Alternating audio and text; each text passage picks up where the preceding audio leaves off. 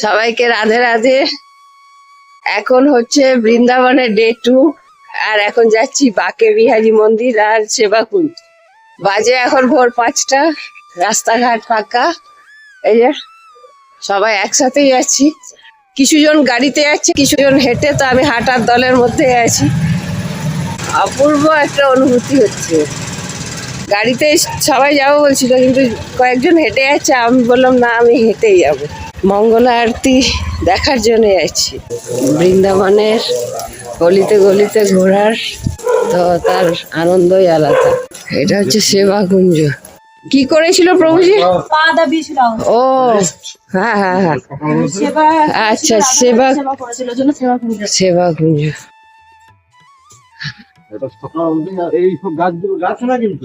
না সখী, সব ওই সখীরা এখানে আশেপাশে যারা বাড়ি আছে। হ্যাঁ,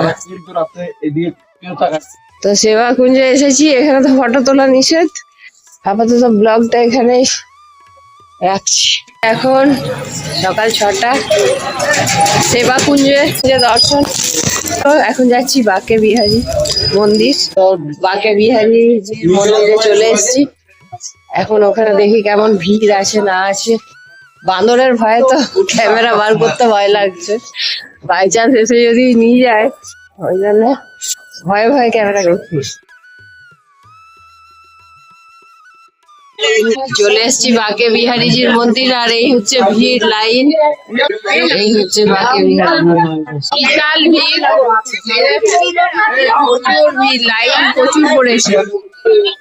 দেখি কতক্ষণে दर्शन है। तो এখন এখান থেকে প্রসাদ, इतनी भीड़ हो रही है, देखो बार बार चेहरा भी दिख रहा है, देखो। তো এই কেনা হলো, এবার দেখি মন্দিরের গেট খুলে কটা।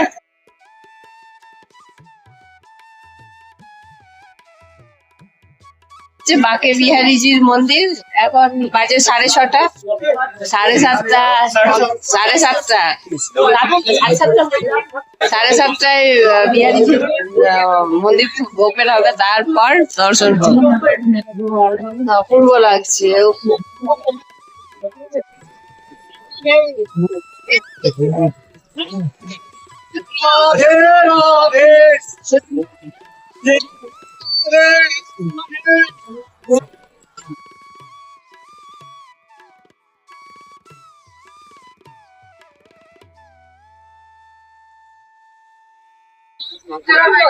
আরেকজনের চশমা চুরি করে ভেঙে দিল।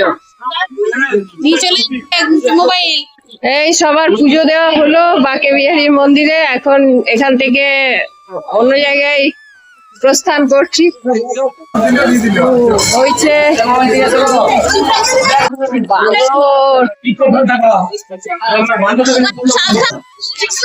তো এসেছি এখন রাধার মন্দিরে।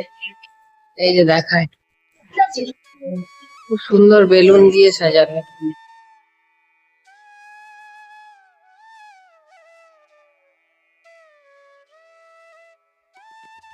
শৃঙ্গার হচ্ছে। এখন যাচ্ছি দর্শনের জন্য। প্রভুজিদেরকে জিজ্ঞাসা করতে হবে এটা কোন ঠাকুরের মন্দির। বহুত চড়াই, এই যে নিচ থেকে উঠে যাচ্ছি, দেখায়। আর বাকে বিহারীতে আজকে যা হয়েছে, এই যে পুরো ব্যাগের চেন বেল্ট সব একদম ভিড়ের মধ্যে।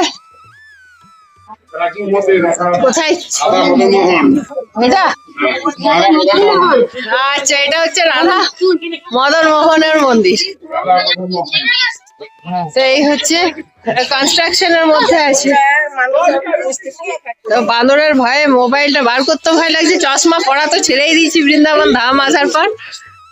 এত সুন্দর এখানে পরিবেশটা দেখায়। এই চারিদিকে আমাদেরই সব গ্রুপের সবাই আছে। আর এখন বাজে প্রায় সকাল 7:30।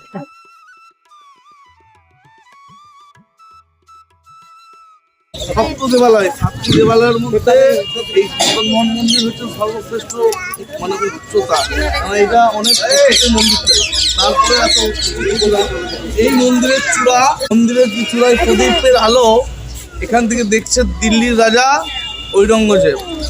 দিল্লির রাজা বলছে যে ওইখানে কি আলো জ্বলছে, তো বলছে এটা মদনমোহন মন্দিরের চূড়ায় প্রদীপ জ্বলছে। তো তখন বললো যে যাও ভেঙে দিয়ে। ওই চূড়া ভেঙে দিয়ে গেছে মন্দির মদন মন্দির। আর পরে এটাও ভাঙতে এসেছিল, এখানে ভাঙতে আসার পরে বামনগঞ্জ এই চূড়া মন্দিরকে রক্ষা করেছেন। এই জন্য এখানে বাঁদররা মানে সবাই ভালোবাসছে এখানকার বাঁদরদেরকে। এবং মানে কি বলবো, এই মন্দির মদন মোহন মন্দিরকে রক্ষা করছিল বানরগণ। তো মদন মোহন শ্রীবিগ্রহ মানে সচল। এখান থেকে যমুনাজি দেখা যাচ্ছে। বাঁদর নেই তো ভাইটি? পরিক্রমা মার্গ বোধহয় এটা। হ্যাঁ ওইটা যমুনাজি। এখানে নামার নিচে দেখে, হ্যাঁ মাংকি জি হ্যাঁ ইধার। এই হচ্ছে রাধা মদন মোহন জি মন্দির। রাধা মদন মোহন জি এখানে তো এখন থাকে না, হ্যাঁ রাজস্থানে চলে গেছে। তো এখান থেকে আমরা নেমে এলাম, এখন যাব ইসকনের গোশালা দেখতে, আর ওখানে প্রসাদ পাবো। তারপর ওখান থেকে কোথায় যাচ্ছি না যাচ্ছি সবাই টাইম টু টাইম আপনাদের সাথে শেয়ার করতে থাকবো। তো এটা হচ্ছে আমার বৃন্দাবন ডায়েরি। রোজ একটা করে পর্ব আপনাদের সাথে শেয়ার করবো। আশা করি আপনাদের ভালো লাগবে। ভালো লাগলে লাইক শেয়ার আর সাবস্ক্রাইব করতে ভুলবেন না। ধাম থেকে বলছি, প্লিজ একটা সাবস্ক্রাইব করবেন। তো এখানে ভিডিও করতে পারছি না, এত মাংকি মানে এখানে বানর রূপে সখীরা মোবাইল কিনে নেয়, চশমা কিনে নেয়। এখানে প্রতিটা বৃক্ষ সখী রূপে মাথা নুইয়ে দাঁড়িয়ে আছে। প্রতিটা বৃক্ষ সব নিচের দিকে ঝোঁকানো। চলো হাঁটতে থাকি। এই যে প্রাচীন কালিয়াদহ মন্দির, 5500 বছরের প্রাচীন। মানে আমাদের প্রভুর জন্মের সময় থেকে।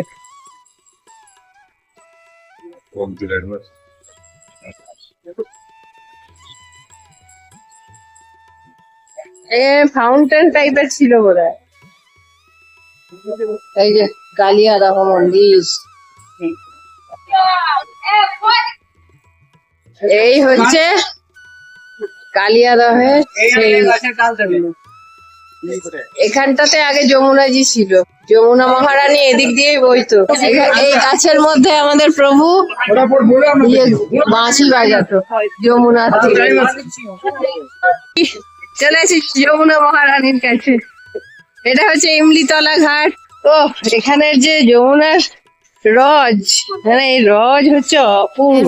পরের ব্লগে আপনারা দেখবেন যমুনাজিতে স্নান করা, যমুনাজি ভ্রমণ করা বোটে করে, সমস্ত কিছু শেয়ার করব। আজকের ব্লগে আর বেশি বড় করলাম না, ভালো লাগলে অবশ্যই লাইক শেয়ার আর সাবস্ক্রাইব করবেন। আবার দেখা হবে নেক্সট ব্লগে। ভালো থাকবেন, সুস্থ থাকবেন, টাটা।